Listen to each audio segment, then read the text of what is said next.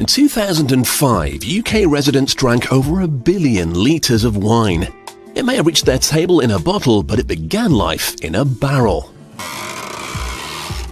At this traditional German barrel manufacturer, they're making one that can hold about 225 litres. The cooper who makes the barrel will need 3 lengths of wood. He'll split them into 4 pieces and use that to make the planks he needs. Now, making a barrel isn't just about sawing wood into planks and sticking them together. You'll end up with a square barrel for a start. Another problem with just sawing up your wood is the tree's pores. When the tree was growing, they would help carry nutrients to the leaves and branches.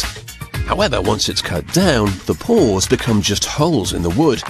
The planks must therefore be cut with the grain of the wood to stop the barrel's contents leaking out over time.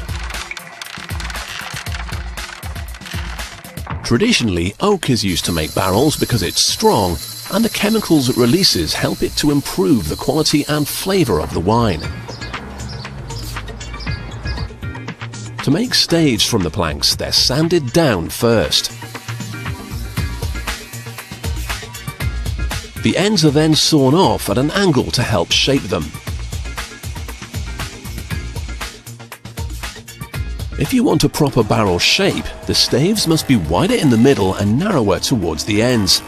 It takes a master cooper years of experience to be able to achieve this by hand.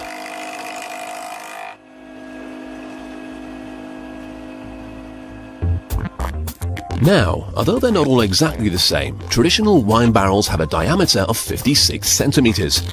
To get this right, the cooper must use between 25 and 30 staves. But as they're all slightly different, he has to keep trying until he gets the right combination, which can be a little bit hit and miss. When he's got the ones he needs, he'll attach 2 of them to a metal hoop. They'll form the structure to which all the others will be added. Once the last one is ready to be put in, the hoop can be tightened up, and voila, one perfectly formed wine barrel. Well, not exactly. You can see the beginnings of a barrel shape, but you couldn't really store any wine in it just yet. First, the staves need to be bent. The cooper lights a small fire in the center of the barrel and the staves are brushed with water. This combination of the heat and the humidity makes the wood flexible, so he can bend it. But it's not just a case of bending them in by hand. A large vise is attached and slowly tightened up. It's very, very slow.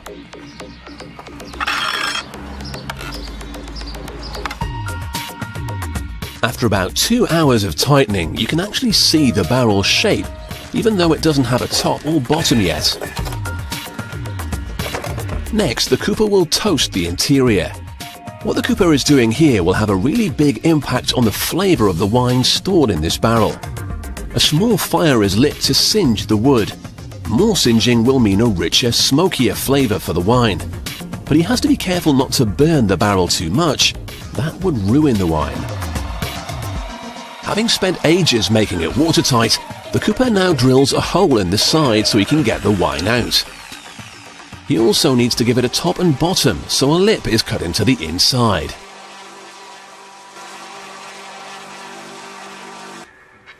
The cooper then measures out the diameter using a pair of compasses. He can then transfer the size to the boards he's using to make the bottom with.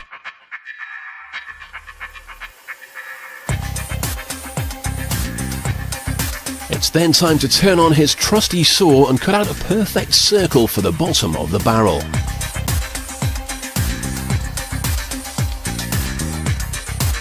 To fit it, the hoops that have been holding it together have had to be removed.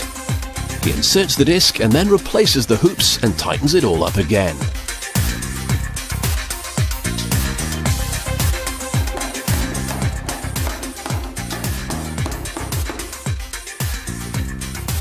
Then, just to be sure it really will be waterproof, he sticks straw into the gaps between each stave.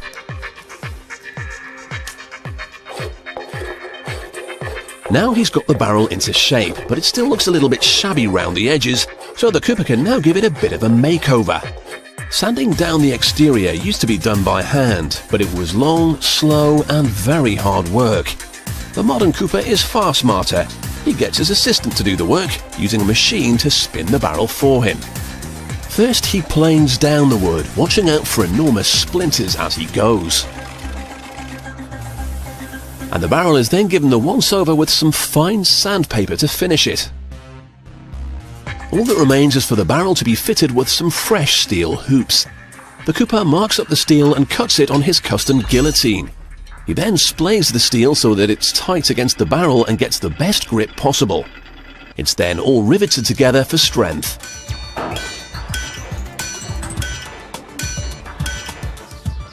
The hoops are now fitted to the barrel and hammered firmly into place. And the final addition is the Cooper's seal. Okay, his stamp.